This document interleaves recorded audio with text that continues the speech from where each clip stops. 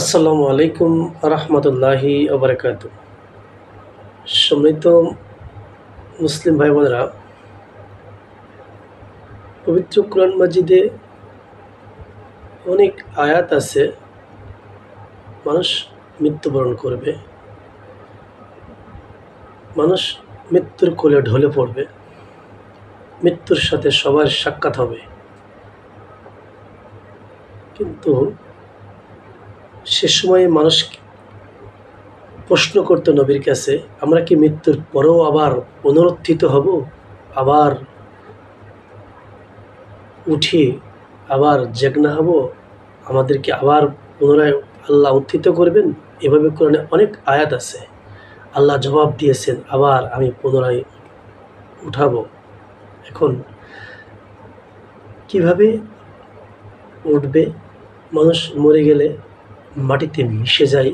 মানুষ মরে গেলে মাটির সাথে 3.5 হাত মাটির নিচে মানুষ কোনো অস্তিত্বই থাকে না। তো কীভাবে মানুষ উঠবে? যখন ইসরাফিলের সিংহায় ফুঁক দেওয়া হবে, তখন আমি আপনি কিভাবে উঠব?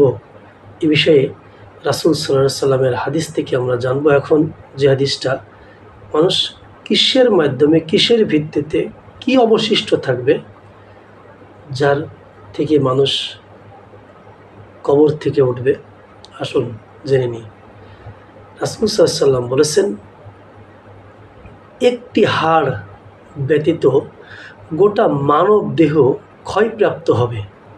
একটা হাড় অবশিষ্ট থাকবে, সেটি হলো পিছনের যে হাড়টা, পাছার যে হাড়, এবং এই হাড় থেকেই কিয়ামতের দিন সৃষ্টির দৈহিক কাঠামো পুনর্গঠিত করা হবে।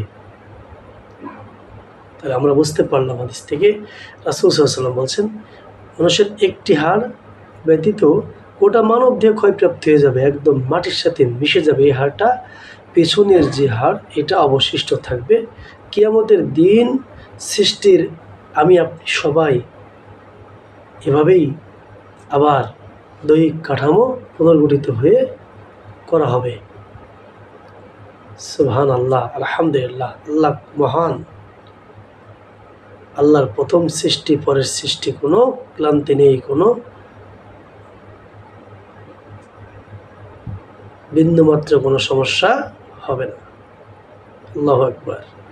হাদিসটি আছে সহিহ বুখারী 4814 নম্বর হাদিস, সহিহ মুসলিম 2955, ইবনে মাজাহ 4266, নাসাই 2077, আবু দাউদ 4743 নম্বর হাদিস, মুয়াত্তা মালিক 565 নম্বর হাদিস।